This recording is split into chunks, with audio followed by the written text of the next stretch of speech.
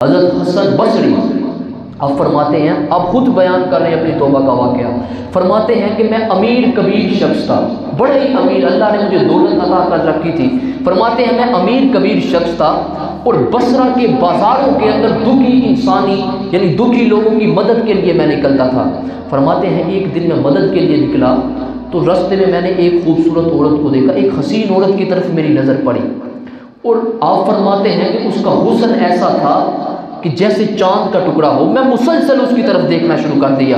اس عورت نے مجھ سے کہا کہ تمہیں حیا نہیں آتی؟ میں نے کہا ممن، کس چیز سے حیا کرو؟ وہ عورت حضرت حسن بصری سے کہنے لگی تم اس ذات سے حیا کرو جو تمہارے آنکھوں کے بید جو دلوں کے بید جانتا ہے اور تمہاری آنکھوں کی خیانت کو جانتا ہے۔ آپ فرماتے ہیں بات تو بہت بڑی تھی، اس عورت نے جملہ تو بہت بڑا کہا تھا، لیکن عرض کرتے ہیں اس کا حسن ایسا تھا کہ میری مسلسل اس کی طرف رغبت رہی، میں اس کے باوجود اس کو دیکھتا رہا۔ تو اس عورت نے مجھ سے کہا کیا وجہ ہے کہ تم میری طرف دیکھنا بند نہیں کرتے؟ کس وجہ تمہیں میرے اندر کیا چیز پسند آئی ہے جو تم مسلسل میری طرف دیکھ رہے ہو؟ تو اس نے کہا مجھے تمہاری آنکھیں پسند ہیں۔ حضرت حسن بصری فرماتے ہیں مجھے تمہاری آنکھیں پسند آ گئی ہیں، میں ان تمہاری آنکھوں میں ڈوبنا چاہتا ہوں۔ تو اس عورت نے کہا تم یہاں تھوڑی دیر رکو کہ شاید تمہارا مطلوب پورا ہو جائے۔ اس کے ساتھ ایک خادمہ تھی، آپ وہاں رکے، آپ اس کو ساتھ لے کر چل پڑی۔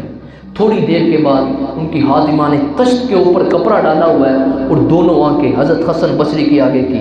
جب آپ نے اس تشت کے اوپر سے کپڑا اٹھایا اور اس عورت کی دونوں آنکھیں اس تشت پر تھی اور ساتھ ایک کاغذ کا ٹکڑا تھا جس کے اوپر لکھا ہوا تھا میں ان آنکھوں کو رکھنا ہی نہیں چاہتی جن کی وجہ سے ایک مومن فتنے میں مبتلا ہو جائے۔ دیکھیے کتنی بڑی، کہتے ہیں کہ میں ان آنکھوں کو رکھنا ہی نہیں چاہتی جن کی وجہ سے ایک مومن فتنے میں مبتلا ہو جائے۔ حضرت حسن بصری فرماتے ہیں کہ میں نے اپنی داڑھی کو پکڑا اور میں زاروں کتار رونے لگ پڑا۔ میں نے عرض کی اے حسن بصری تو اس عورت سے بھی گیا گزرا ہے، اس کے سینے میں اتنا خوف ہے کہ اس نے اپنی دونوں آنکھیں مار دی اور اتنا بڑا جملہ کہ میں ان دونوں آنکھوں کو رکھنا ہی نہیں چاہتی جن کی وجہ سے ایک مومن فتنے میں مبتلا ہو جائے۔ تو اے حسن بصری تو اس عورت سے بھی گیا گزرا ہے؟ تو آپ عرض کرتے ہیں میں نے ساری رات رب کے حضور توبہ میں گزار دی، ساری رات میں رب کے حضور توبہ کرتا رہا۔ عرض کرتے ہیں جب صبح ہوئی نا تو میں نے سوچا اے حسن بصری اس رب سے تو معافی مل گئی ہے، اب اس عورت سے بھی جا کے معافی کر رہا ہوں جس نے اپنی دونوں آنکھیں مار دی ہیں، جا کر میں اس عورت سے بھی معافی کر رہا ہوں۔ تو کہتے ہیں جب میرے ذہن میں یہ خیال آیا میں گھر سے نکلا، اس کے گھر کے دروازے کے قریب پہنچا تو اس کا جنازہ نکل رہا تھا، اس کا جنازہ نکل رہا تھا۔ میں مزید پریشان ہو گیا، سارا دن میں نے مشکل میں گزار دی۔